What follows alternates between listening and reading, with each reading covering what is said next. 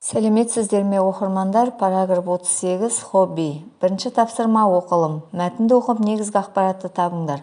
Хобби дегеніміз әр адамның өзі сүйіп істейтін әрі қолынан келетін ісі. Біреулер сурет салғанды, біреулер ән айтқанды, ал енді біреулер коллекция жинағанды ұнатады. Жер бетінде қанша адам болса, барлығының да бос уақытында айналысатын сүйіктісі болады.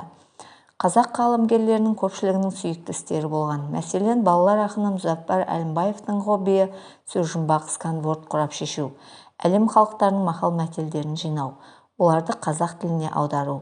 Жауынгер жазушы Әзілхан Нұршайықовтың хоббиі сурет, жақсы кітап жинау. Қадыр Мырзалиннің хоббиі кітап, қалам, бәкі, төсбелгі жинау болса, жазушы аудармашы Герольд Бельгер шахмат ойнауды жақсы көрген. Классик жазушы Ғабит Мүсіреп неше алуан таяқ жинаған. Қазақтың біртуар ұлы Дінмұхамед Қонаев оттықтан топтама жинаса, Назарбаевтың хоббиі табиғат аясында болу, спортпен шұғылдану, музыка тыңдап, кітап оқу екен. Сол секілді өнер адамдарының да хоббилері сан алуан. Бірі құс өсірумен айналысса, екіншілері аңшылықпен, үшіншілері жылқы ұстаумен, төртіншілері қолөнер кәсібімен, гүл өсірумен, тағы басқа істермен айналысқанды ұнатады. Ғаламтор желісінен. Мәтіндегі негізгі ақпарат. Хобби дегеніміз әр адамның өзі сүйіп істейтін әрі қолынан келетін ісі. Жер бетінде қанша адам болса, бәрінің де бос уақытында айналысатын сүйіктісі болады.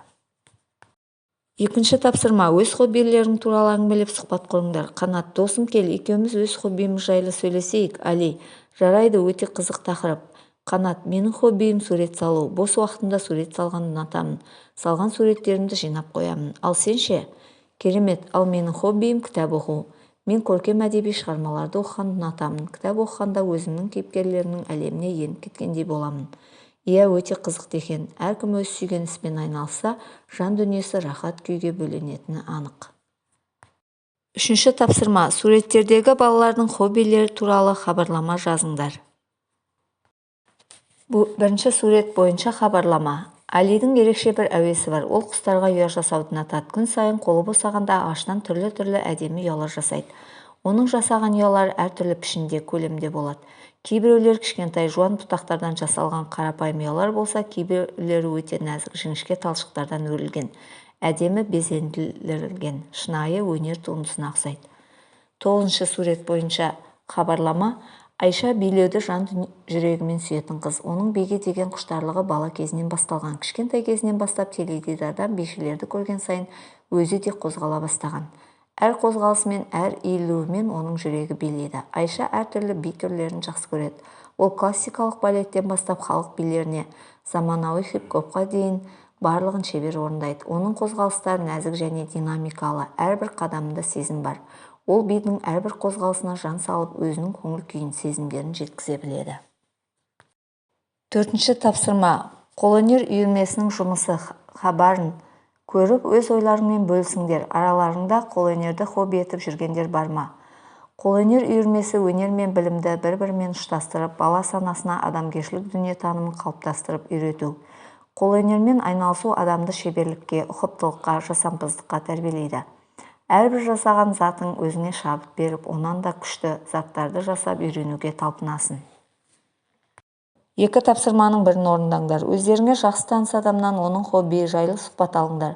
Мәтінді негізге алып, өздеріңнің сүйікті істерінің артықшылығын жарнамалаңдар. Мәтіндеріңнен күрделі сөздерді теріп жаз, түрлерін көрсетіңдер. Менің сүйіктісім қолөнер, күйзеліс пен көңілсіздіктен арылтатын іс тоқыма тоқу. Тоқыма тоққан кезде өзіңізді жайлы әрі жеңіл сезінесіз. Сондай-ақ кесте тігу, сурет салу, икебана жасау, бисер тоқу, тағы сондай қолөнер түрлерімен айналысуға болады. Қолымнан келмейді десеңіз, танымдық кітап журналдарды ақтарып үйреніп алуға ұмтылыңыз. Жарнама. Сен музыкаға құмарсың ба? Жаңа білімдер мен дағдыларды игергің келе ме? Егер иә болса, онда домбыраны үйренуге шақырамыз. Домбыра қазақ халқының рухының белгісі, көркем өнерінің керемет туындысы. Оның әуені қазақ жүрегінің тербелісіндей нәзік және күшті. Домбырада ойналатын әуендер сіздің жан дүниеңізді байытып, көңіл күйіңізді көтереді. Біздің үйірме тәжірибесіздер үшін де қолайлы. Тәжірибелі домбырашылар сізге барлық құпияларды ашады. Әр оқушыға жеке тәсіл қолданылады. Сабақтар көңілді және жағымды атмосферада өтеді. Домбырада ойнау бұл өзіңді дамытудың тамаша жолы, шығармашылығыңды ашу. Біздің үйірмеге жазылу үшін байланыс нөмір немесе электронды пошта мекенжайы көрсетіледі.